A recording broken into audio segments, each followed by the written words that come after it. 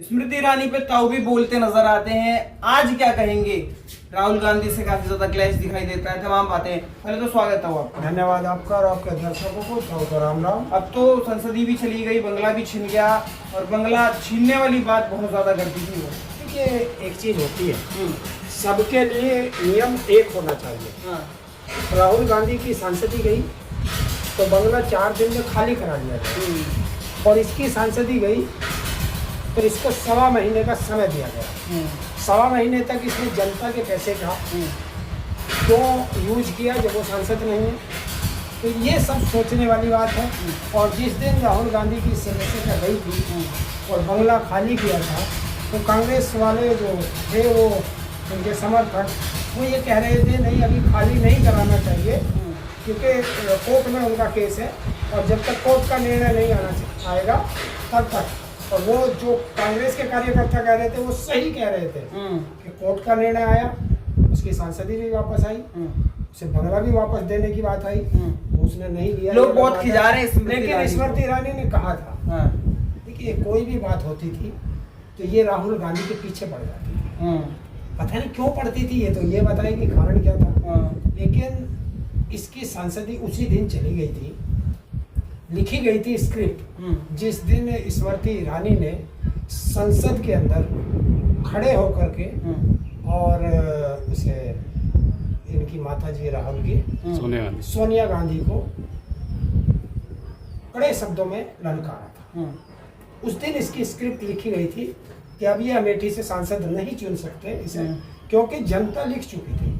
वहाँ के लोग, अमेठी हो या रायबरेली हो, वो गांधी परिवार को बहुत मानते हैं, और उनकी जो गांधी परिवार की पहचान या अमेठी की जो पहचान है, वो गांधी परिवार से है। तो लोग ये कह रहे हैं कि भैया जैसी नीयत रखोगे वैसा फल पाओगे, आप बहुत बंगला बंगला करते थे, इसका छीनो।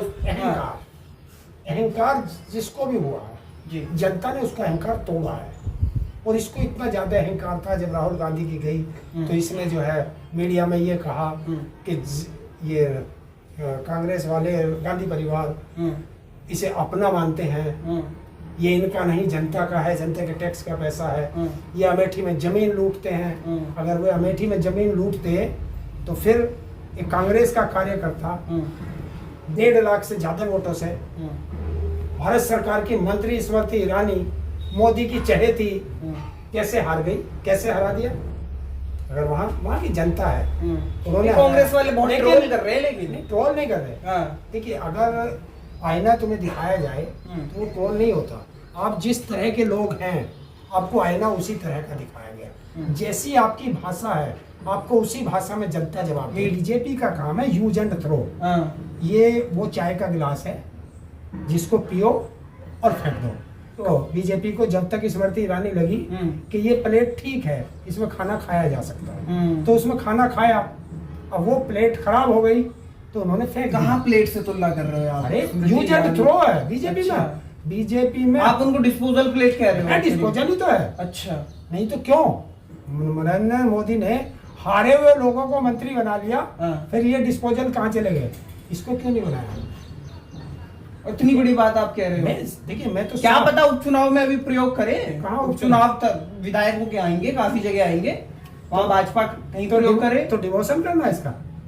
प्रमोशन मैंने देखा था, डिमोशन में पहली बार देख रहा हूँ।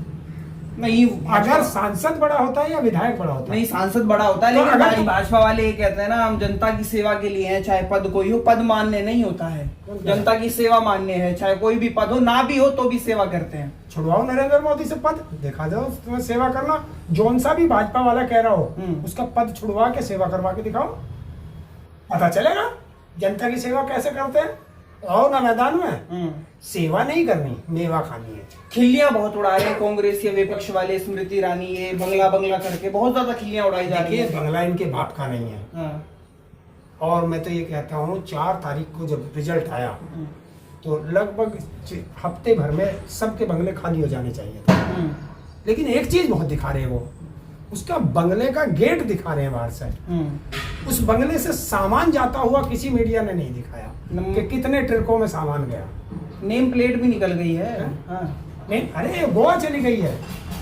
जिस तरीके से उसने राहुल गांधी पे ब्लेम लगाया था कि ये बंगला उसका नहीं है, जनता के टैक्स का पैसे का है। और अमेठी में उसने जो जमीनों पर कब्जे किए हैं, तो मैं बताता हूँ कि ये बंगला स्मृति ईरानी तुम्हारे पिताजी का नहीं है, ये हमारे टैक्स के पैसे का है। और जो आप बता रही थी अमेठी में तो किसी ने कब्जा किया नहीं, पर गोवा में तुमने और तुम्हारी बेटियों ने जो कब्जा कर रखा है, जिसमें होटल खोल रखे हैं, तो किसी और के नाम से खोल रखे हैं, उस पर छापा भी पड़ा था, उसमें ऐसी ऐसी चीजें पकड़ी गई थी, वो क्यों दबाया गया, उस पर जवाब दो ना। क्या है भविष्य में स्मृति ईरानी का? फिर से दिखाई देंगी कहीं विधानसभा में, कहीं संसद में, कहीं ना कहीं तो आ ही जाएंगी। ये उनकी पार्टी को डिसीजन है, क्या बनाएंगे। आप नहीं चाहते वापसी आए? ना, बिल्कुल भी नहीं। ऐसे नालायकों का किसी संसद में कोई काम नहीं। एक इन्होंने उत्तर प्रदेश में बना रखा कृषि मंत्री है, और लोग पूछ रहे ना वो दुकान का एड्रेस बता दो जिस पे 100 रुपए किलो दाल मिलती हो, तो क्यों नहीं बताते हैं?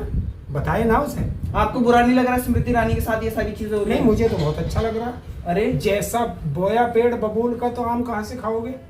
जब गाली तुम देते थे तो अब गाली भी तो तुम ही खाओगे।